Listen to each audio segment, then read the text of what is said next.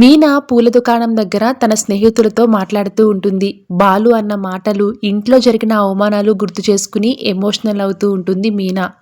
చూశారు కదా, నేనేం చేసినా ఆయన కోసమే. నా పుట్టింటి వాళ్ళ మీద ఆయనకు ఎందుకంత కక్ష అర్థం కావట్లేదు. నా మనసు ముక్కలైందని మీనా తన స్నేహితుల దగ్గర బాధపడుతూ ఉంటుంది.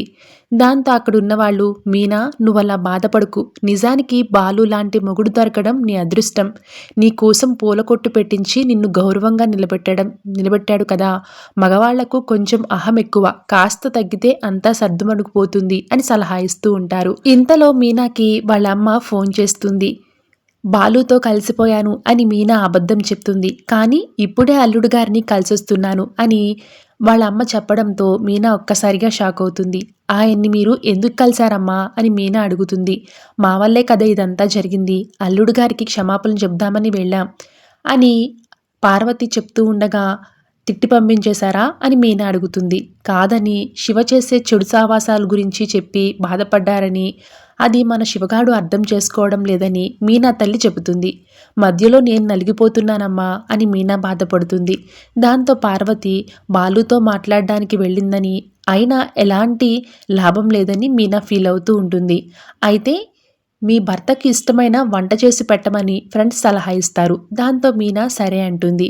ఇక బాలు పని మీద బయటికి వెళ్తాడు. ఎవరో ఒక మహిళ క్యాబ్ బుక్ చేసుకుంటే అక్కడికి వెళ్తాడు. ఆ కారులో ఆమె ఎక్కుతుంది. తను ఎక్కినప్పటి నుంచి కూడా ఏడుస్తూనే ఉంటుంది. తన హాస్పిటల్కి వెళ్ళాలని చెప్తుంది బాలుతోటి. ఆమె అలా ఏడుస్తూ ఉండడంతో బాలు ఏమైందని అడుగుతాడు. మా అన్నయ్య చావు బ్రతుకుల్లో ఉన్నాడు. కానీ మా అన్నయ్యకి మా ఆయనకి పడదు. ఇద్దరి మధ్య మనస్పర్ధలు ఉన్నాయి. ఇప్పుడు కూడా చూడ్డానికి వెళ్ళనివ్వడం లేదు అని చెప్తుంది. ఆమె చెప్పిన మాటలకు బాలు బాగా కనెక్ట్ అవుతాడు. మీనాది కూడా ఇదే పరిస్థితి కదా అని ఆలోచనలో పడతాడు. ఇక మరోవైపు రోహిణి ఫర్నిచర్ షోరూంలో బిజీగా ఉంటుంది. అప్పుడే అక్కడికి ఇద్దరు టీచర్స్ వచ్చి తమ స్కూల్ గురించి చెబుతూ ఉంటారు. తన కొడుకు చింటూ కోసం వివరాలు అడుగుతూ ఉంటుంది. మధ్యలో వచ్చినా కూడా స్కూల్లో జాయిన్ చేసుకుంటారా అని రోహిణి అడుగుతుంది. ఇంతకీ ఎవరు జాయిన్ అవుతున్నారు మేడం అని స్కూల్ టీచర్ అడగగా మా అబ్బాయి కోసమే అని చెప్తుంది. ఆ మాట కాస్త మనోజ్ చెవిన పడుతుంది. వచ్చి ఏంటి మీ అబ్బాయి కోసమా? ఏం మాట్లాడుతున్నావు రోహిణి? ఏ అబ్బాయి కోసం అడుగుతున్నావు అని అడుగుతాడు. అబ్బాయి అంటే మా పార్లర్లో పనిచేసే ఆవిడ కొడుకు అని కవర్ చేసేస్తుంది. దాంతో మనోజ్ వెంటనే నమ్మేస్తాడు. ఇక ఆ టీచర్స్కి మనోజ్ని పరిచయం చేస్తుంది.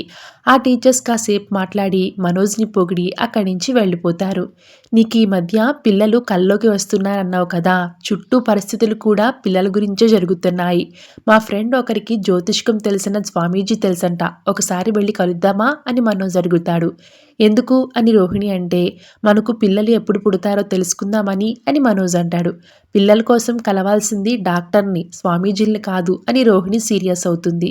దాంతో మనోజ్ ఏదో చెప్పడానికి ప్రయత్నిస్తూ ఉంటే రోహిణి అస్సలు వినిపించుకోదు. ఇక తర్వాత ఇద్దరూ కలిసి గోవా వెళ్ళడానికి ప్లాన్ చేసుకుంటారు. Thank you so much for watching.